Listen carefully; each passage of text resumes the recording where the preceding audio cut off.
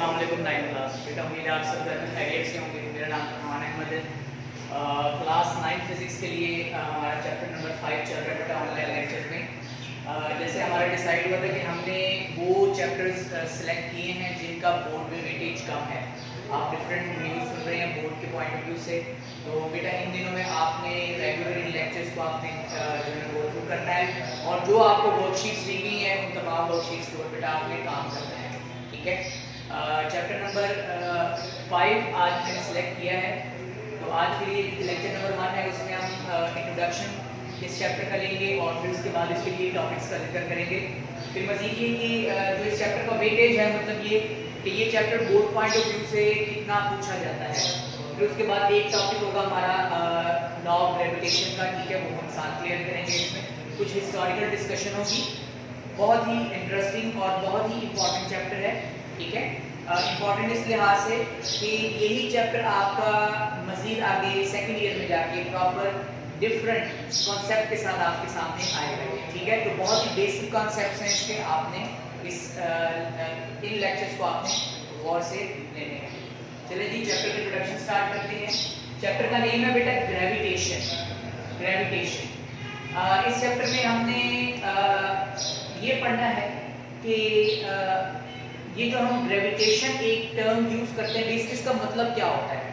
मतलब अट्रैक्शन जो है जो दो ऑब्जेक्ट्स के दरमियान में, यूनिवर्सल ऑब्जेक्ट्स के दरमियान में। ठीक है, यही कॉन्सेप्ट आगे चैप्टर नंबर 13 क्लास 10 में एक टॉपिक आएगा, कूलम्ब्स लॉ, उससे रिलेटेड भी होगा। ठीक है, वहां पर भी मैं इसके बारे में आपसे डिस्कशन करूंगा।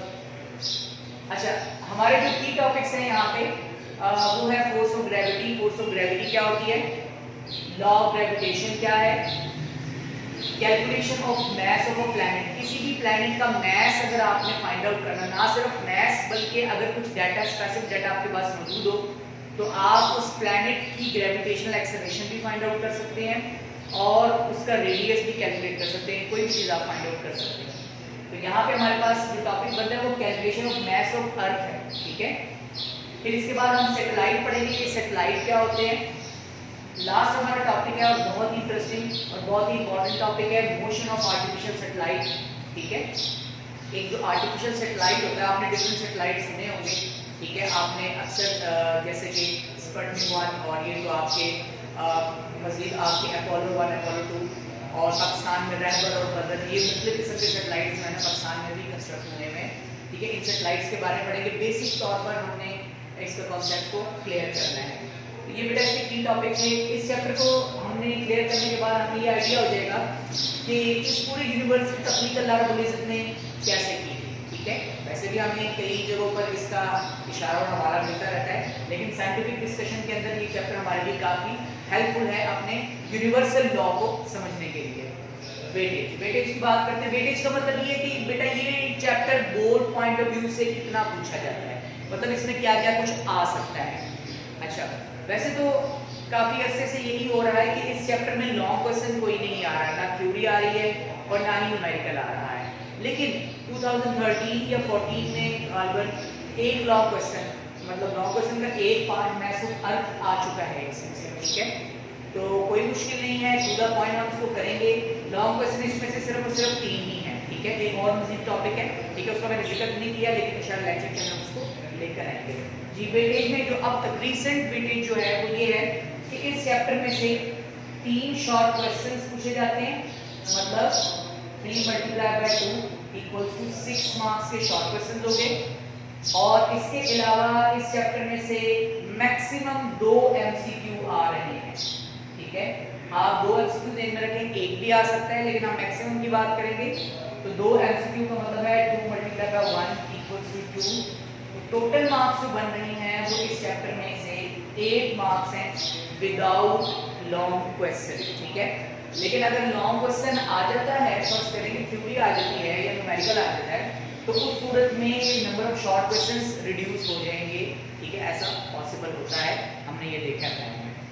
चलिए जी, टॉपिक हम अपना स्टार्ट करते हैं ग्रेविटेशन के बारे में। अच्छा, पहले तो मैं आपको कुछ आपकी प्रीवियस क्लास से रिलेटेड आपके जो इंग्लिश में आपने एक लेसन पढ़ा था, व्हाई एप्पल फॉल डाउन। ठीक है, सेब नीचे क्यों गिरा था। आपको याद होगा, आपने 8th क्लास में या 7th क्लास में मेरे ख्याल से आपने इंग्लिश की बुक में ये लेसन पढ़ा था कि एक साइंटिस्ट था जिसका नाम था आइजैक न्यूटन। वो इस यूनिवर्स की तख्लीक के बारे में सोचते हुए, ठीक है, एक दफ़ा वो एक सेब के दरख्त के नीचे बैठा हुआ था। तो वो यही सोच रहा था कि इतनी बड़ी यूनिवर्स कैसे तख्लीक हुई है, ठीक है। और इस तरीके से वो मुख्तलिफ ऑब्जेक्ट्स के बारे में गौर फिक्र कर रहा था कि इतने में ही क्या हुआ कि एक सेब जो दरख्त पर मौजूद था वो नीचे गिर जाता है। तो उसकी इस ऑब्जर्वेशन से, जैसे उसने देखा कि ये सेब जो है ज़मीन पर गिरा है, तो उसने यहाँ से इस ऑब्जर्वेशन से अपना एक प्रॉपर साइंटिफिक वे क्रिएट कर दिया। उसको एक आइडिया आया कि पॉसिबली इसके अंदर भी कोई ना कोई लॉजिक हो, और इसी सिचुएशन से उसने अपना एक लॉ पेश किया था जिसे हम न्यूटन्स लॉ ऑफ ग्रेविटेशन कहते हैं। ये बेटा 17वीं सेंचुरी की 17वीं सदी की मैं आपको बात बता रहा हूँ। उसके बाद भी एक बहुत ही नामवर साइंसदान सर एल्बर्ट आइंस्टाइन, इन्होंने 19th और 20th सेंचुरी में, ठीक है, 19वीं 20वीं सदी में ही अपना एक प्रॉपर जो है ना लॉ पेश किया था ग्रेविटेशन से रिलेटेड। तो चलिए जी, जैसे मैंने आपको ये स्टोरी याद करवाई है, अब न्यूटन अपने इस लॉ में कहता क्या है जी। आज का हमारा जो पहला टॉपिक है वो है लॉ ऑफ ग्रेविटेशन, न्यूटन्स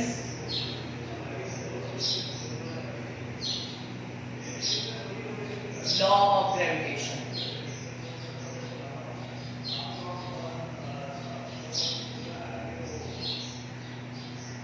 जी, क्या कहता है न्यूटन? न्यूटन ये कहता है कि यूनिवर्स में हर एक ऑब्जेक्ट दूसरे ऑब्जेक्ट को अट्रैक्ट कर रहा है, खींच रहा है। इसका मतलब ये हुआ, जैसे कि मैंने अभी स्टेटमेंट का सिर्फ एक लाइन आपको बताया कि न्यूटन के मुताबिक यूनिवर्स का हर एक मटेरियल, हर एक पार्टिकल, हर एक ऑब्जेक्ट दूसरे ऑब्जेक्ट को खींचे हुए है, ठीक है। इसका मतलब ये हुआ कि मैं इस चेयर को खींच रहा हूँ, ये चेयर मुझे खींच रही है, ठीक है, बिल्कुल ठीक है, ये बात बिल्कुल दुरुस्त है। इसी तरीके से मैं अर्थ को खींच रहा हूँ, अर्थ मुझे खींच रही है, ठीक है, तो अपनी तरफ अट्रैक्ट कर रही है, अट्रैक्शनल फोर्स है। तो न्यूटन के मुताबिक, अब इसकी प्रॉपर स्टेटमेंट क्या है मैं आपको लिख देता हूँ।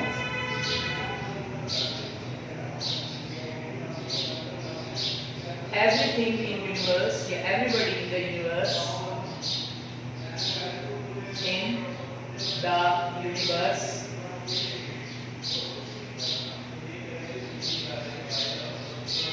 attracts, everybody in the universe attracts every other object with a force, एक खास किस्म की फोर्स है, with a force। अब देखिए, ये इसने फोर्स का जिक्र कर दिया, अब ये फोर्स की वैल्यू कितनी है। अच्छा, अब वो आगे क्या कहता है कि with a force which is,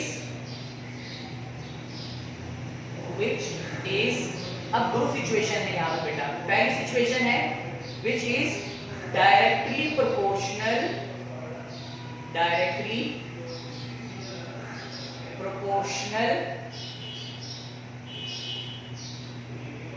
और दूसरा जो फोर्स के लिहाज से दूसरी सिचुएशन बता रहा है वो ये है कि यही फोर्स इनवर्सली प्रोपोर्शनल नहीं। अभी किसके डायरेक्टली प्रोपोर्शनल है, किसके इनवर्सली प्रोपोर्शनल है, आगे जाके मैं इसको क्लियर करता हूँ।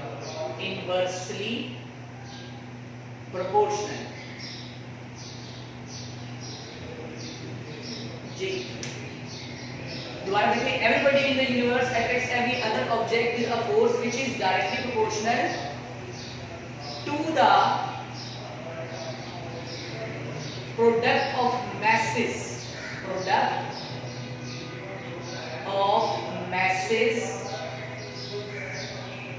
ठीक है। मतलब जो दो ऑब्जेक्ट्स हैं, फॉर एग्जांपल आपके पास ये दो स्फेयर्स हैं, ठीक है, दो आपके पास गोले हैं, एक ऑब्जेक्ट का मास है m1, एक ऑब्जेक्ट का मास है m2। अब इनका प्रोडक्ट क्या होगा, m1 m2। प्रोडक्ट का मतलब है कि मल्टीप्लिकेशन का लिखते हैं। तो वो ये कहता है कि वो जो फोर्स ऑफ अट्रैक्शन है दोनों के दरमियान में, दोनों ऑब्जेक्ट्स के दरमियान में जो फोर्स ऑफ अट्रैक्शन है, ये फोर्स ऑफ अट्रैक्शन इन दोनों मैसेज के प्रोडक्ट के डायरेक्टली प्रोपोर्शनल है, यानी कि यहाँ पर रिलेशन आपके पास क्या बन जाएगा, F proportionality sign M1 M2, ठीक है। मतलब जो दो ऑब्जेक्ट्स हैं, ठीक है, द ऑब्जेक्ट्स में भी अगर तो अच्छा एक चीज मैं क्लियर कर दूं, अगर दोनों ऑब्जेक्ट्स का मैसेज सेम हो, मतलब अगर ये भी 1000 किलोग्राम का है और ये भी 1000 किलोग्राम का है, तो दोनों के दरमियान में जो फोर्स ऑफ अट्रैक्शन होगी वो दोनों सेम होगी। मतलब इसकी तरफ से जो इस पर फोर्स लग रही है एज एन एक्शन वो सेम होगी बनिस्बत दूसरे के, ठीक है। यही लॉ न्यूटन थर्ड लॉ से भी रिलेट करता है जी। और ये जो फोर्स है, ये फोर्स दोनों ऑब्जेक्ट के दरमियान जो डिस्टेंस है उसके स्क्वायर के इनवर्सली प्रोपोर्शनल है। मतलब अगर ये ऑब्जेक्ट और ये ऑब्जेक्ट एक दूसरे से डिस्टेंस d पर मौजूद हैं, तो इस डिस्टेंस के स्क्वायर के इनवर्सली प्रोपोर्शनल है। मतलब ये हुआ कि न्यूटन के मुताबिक ये जो फोर्स ऑफ ग्रेविटेशन है, न्यूटन के मुताबिक ये जो फोर्स ऑफ ग्रेविटेशन है, यही वो फोर्स है जो उस एप्पल के गिरने की वजह बनी थी, ठीक है। वो जो एप्पल वहां मौजूद था तो ट्री पर, न्यूटन ने ऑब्जर्व किया उस एप्पल को उस ट्री के नीचे बैठ के कि ये जो फोर्स है, यही फोर्स उस एप्पल की अट्रैक्शन, एप्पल के गिरने की वजह बनी थी। मतलब अर्थ ने उस एप्पल को अपनी तरफ अट्रैक्ट किया था एक नॉन कांटेक्ट फोर्स की वजह से। इसका जिक्र भी आ गया है नॉन कांटेक्ट फोर्स का। तो वो जो फोर्स है, जो दो ऑब्जेक्ट, अब देखिए इस स्टोरी में दो ऑब्जेक्ट्स कौन कौन से हैं, एक है अर्थ और दूसरा है एप्पल। क्लियर हो गया, एक है अर्थ और दूसरा एप्पल। अब ये दो ऑब्जेक्ट्स, इन दोनों ऑब्जेक्ट्स के दरमियान में जो फोर्स ऑफ ग्रेविटेशन है वो दोनों ऑब्जेक्ट के मैसेज के प्रोडक्ट के डायरेक्टली प्रोपोर्शनल है। मतलब कि जब मैसेज का प्रोडक्ट इंक्रीज होगा तो उनके दरमियान में फोर्स ऑफ ग्रेविटेशन भी इंक्रीज होगी। मैं मिसाल देता हूं आपको। फॉर एग्जांपल, अगर आपके पास दो बॉल्स मौजूद हैं, ठीक है, दो स्फेरिकल बॉल्स आपके पास मौजूद हैं, ठीक है, मेटालिक बॉल मौजूद है आपके पास, दोनों का मास है 5 kg, ठीक है। इसके दरमियान में force of gravitation, force of attraction different होगी एज कंपेयर टू अगर आपके पास इससे बड़ी बॉल मौजूद हो, ठीक है। जैसे कि इनके मैसेज फर्स्ट करते हैं कि ये 50 kg ईच। इसका मतलब ये हुआ कि इस ऑब्जेक्ट में, इस सिचुएशन में जो प्रोडक्ट है वो इंक्रीज हो जाएगा। इसका प्रोडक्ट होगा 50 मल्टीप्लाई बाय 50, इसका प्रोडक्ट होगा 5 मल्टीप्लाई बाय 5। तो मैसेज का प्रोडक्ट जब बढ़ेगा, जब मैसेज का प्रोडक्ट बढ़ जाएगा तो इनके दरमियान में force of gravitation, force of attraction भी बढ़ जाएगी, ठीक है। लार्जर फोर्स और यहां हम लिखेंगे स्मॉलर फोर्स, ठीक है, लेसर फोर्स। जी क्लियर हो गया आपको जी। अब हम बात करते हैं इनवर्सली प्रोपोर्शनल। अब इनवर्सली प्रोपोर्शनल क्या है, जैसे मैंने directly proportional to the product of their masses, ठीक है, and inversely proportional to the square of the distance between their centres. जी, अब इसका मतलब क्या हुआ कि वो ये कह रहा है कि जो दो ऑब्जेक्ट्स के दरमियान में जो फोर्स ऑफ ग्रेविटेशन है वो हर यूनिवर्स में हर एक ऑब्जेक्ट के दरमियान जो मौजूद है वो दोनों ऑब्जेक्ट के मैसेज के डायरेक्टली प्रोपोर्शनल है, उनके प्रोडक्ट के डायरेक्टली प्रोपोर्शनल है। याद रहे कि अगर आपने directly proportional to the product of their masses, ठीक है, and inversely proportional to the square of the distance between their centres, इनमें से बेटा अगर एक वर्ड भी अगर आपने स्किप कर दिया तो स्टेटमेंट आपकी गलत हो जाएगी, ठीक है। चैप्टर नंबर 5 के बिल्कुल स्टार्ट करिए, लॉ ऑफ ग्रेविटेशन मौजूद है विद डायग्राम, आप उसको गौर से देखेंगे, ठीक है जी। चीजें मैंने आपको क्लियर कर दी हैं। इसके बारे में जिक्र करते हैं, इनवर्सली प्रोपोर्शनल का रिलेशन हम आमतौर पर तब इस्तेमाल करते हैं जब एक क्वांटिटी रिड्यूस कर रही होती है तो उसके मुकाबले में दूसरी क्वांटिटी इंक्रीज कर रही होती है, ठीक है। अब अगर हम ये बात कर, बिल्कुल जैसे मैंने आपको यहाँ समझाया, अगर मैं यहाँ पर दोबारा इसको क्लियर करूँ, अगर आपके पास 5 ऑब्जेक्ट्स के दरमियान में 5 किलोग्राम के ऑब्जेक्ट्स के दरमियान, इसके दरमियान में डिस्टेंस है 10 मीटर और यहाँ पर एक और दो ऑब्जेक्ट्स हैं, इनके दरमियान में डिस्टेंस है 8 मीटर। तो जो दूसरी सिचुएशन है, नीचे वाली सिचुएशन है, यहाँ पर फोर्स ऑफ ग्रेविटेशन ज्यादा स्ट्रॉन्ग होगी। क्यों? क्योंकि ये दोनों करीब हैं। तो जैसे जैसे डिस्टेंस बढ़ता है, दो ऑब्जेक्ट्स के दरमियान में जैसे डिस्टेंस बढ़ेगा, इनके दरमियान में फोर्स ऑफ ग्रेविटेशन रिड्यूस होगी। ठीक है जी, तो रिलेशन स्क्वायर के साथ है, ये याद रखिएगा। तो बेटा जी अब हम क्या करेंगे, अब हम इस पूरे ये जो दो आपके पास एक्सप्रेशन है इनको कंबाइन करेंगे। मैं यहाँ लिख देता हूँ, ठीक है, आज एक्स्ट्रा काम था, ठीक है, इस वजह से आपका थोड़ा सा यहाँ पर वर्क करना पड़ेगा जी।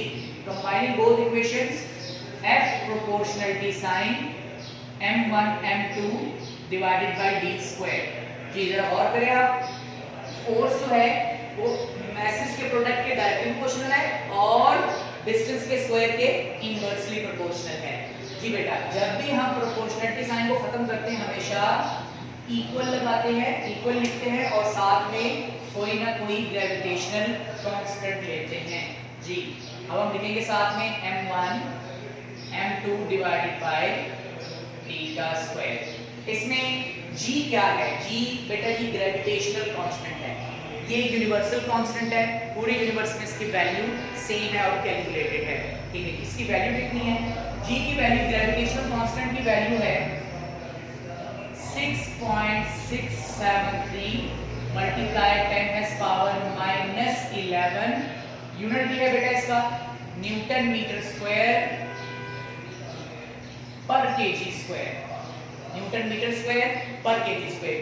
इस यूनिट का भी अपना एक प्रूफ है, इंशाल्लाह जैसे हम न्यूमेरिकल करेंगे या एक आधे टॉपिक में मजीद कुछ लेक्चर्स करवा दूं। कोई ऐसे लेक्चर्स आते हैं जहाँ पर मतलब ज़्यादा काम ना हो, कुछ डेफिनेशन होंगी, तो मैं वहाँ पर इस यूनिट का प्रूफ भी बेटा आपको बता दूंगा कि ये यूनिट जी का कैसे बनता है, मतलब यहाँ F m1 m2 d square की वैल्यू से। ठीक है जी, ये कैलकुलेटेड है, कांस्टेंट वैल्यू है और बहुत ही इंपॉर्टेंट है बेटा। ये आपको बहुत इंपॉर्टेंट एमसीक्यू है। ठीक है, अक्सर आपसे बोर्ड में एमसीक्यू पॉइंट ऑफ व्यू से या तो मैग्नीट्यूड पूछा जाता है या फिर आपसे यूनिट पूछा जाता है। पिछले साल ये क्वेश्चन भी आया था कि small G and capital G में क्या डिफरेंस है। ठीक है, इस क्वेश्चन को भी हम चैप्टर के मिड में, चैप्टर के एंड में क्लियर करेंगे कि ग्रेविटेशनल एक्सेलरेशन है और ग्रेविटेशनल कांस्टेंट है, ये सेम नहीं रहती हर जगह पर और ये पूरे यूनिवर्स में सेम रहती है। तो बेटा ये आपका आज का टॉपिक है न्यूटन लॉ ऑफ ग्रेविटेशन, या आपसे सवाल पूछा जाता है state Newton law of gravitation and prove its derivation, what is the value of G. ठीक है, ग्रेविटेशनल कांस्टेंट की वैल्यू क्या है, ग्रेविटेशनल उसका यूनिट क्या है, तो ये तमाम चीजें बेटा आपने गौर से देखनी है, इसको क्लियर करना है। मैंने आपको बहुत ही बेसिक वर्डिंग में, बेसिक सेंटेंस के अंदर आपको चीज समझाई है, आपने वर्डिंग अपनी टेक्स्ट बुक की ही लेनी है।